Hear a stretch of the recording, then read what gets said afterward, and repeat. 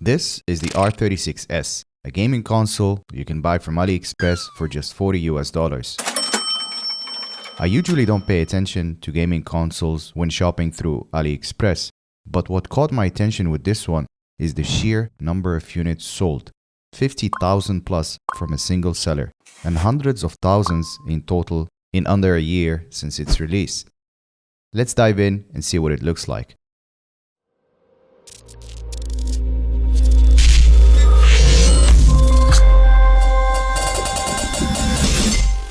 It was intriguing enough to check out, but what made me decide to buy it is this.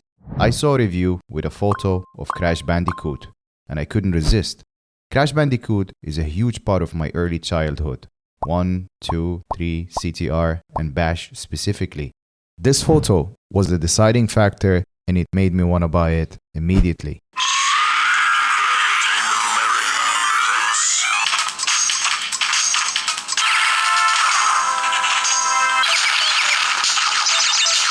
If you're a kid from the 90s, this is what dreams are made of.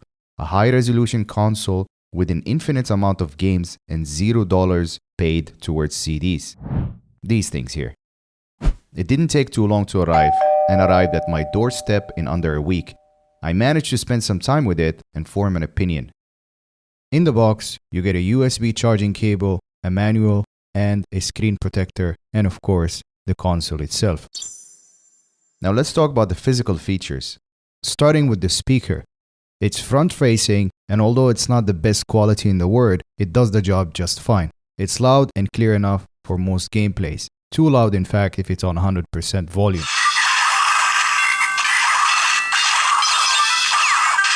It has two SD card slots, one for the OS and the other is for storing games.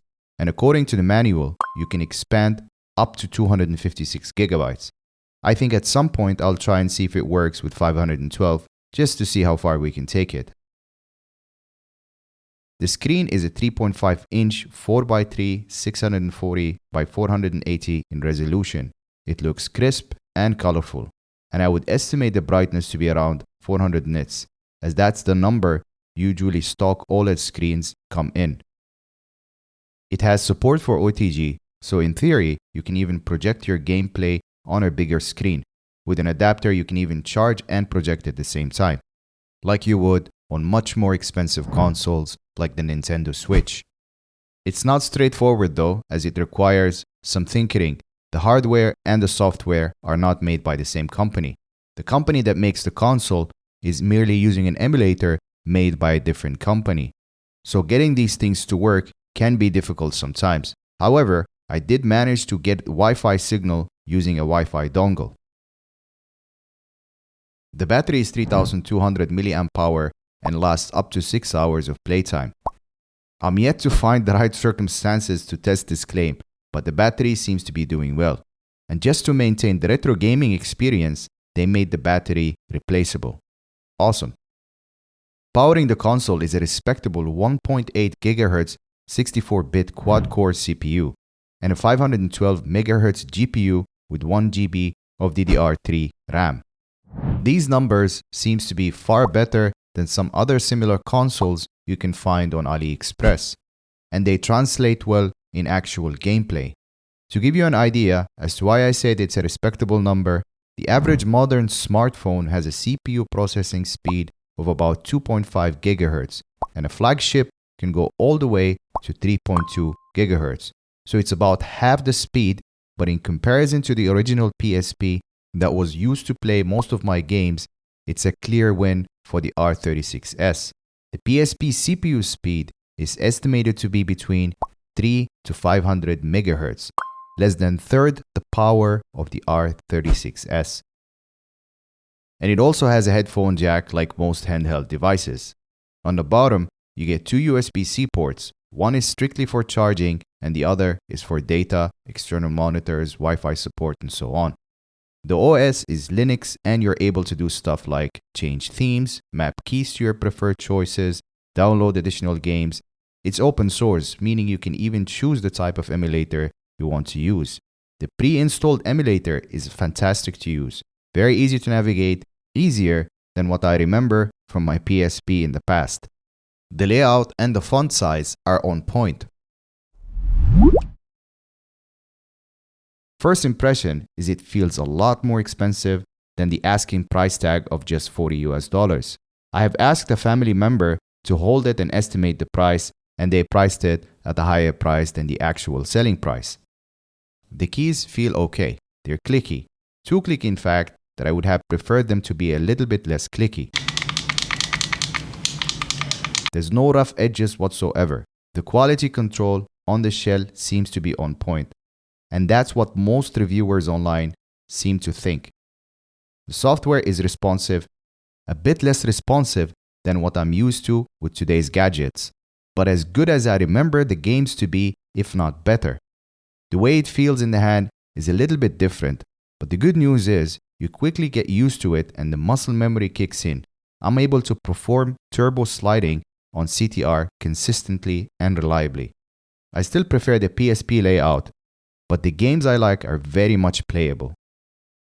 Most games you can think of are playable and available. Games like Street Fighter, Resident Evil, Super Mario Bros, and much more. You have about 6,000 plus games pre-installed. A lot of the games work perfectly, some are buggy, and some are completely unplayable. And some seem to just crash completely without even turning on. Luckily for me, the ones I care about the most are working, like Super Mario Bros. From the 90s and Crash Bandicoot series. The performance of the actual game is surprisingly good. I'm able to have 1 to 2 hours of gaming sessions without any lag or degradation in the experience of any kind.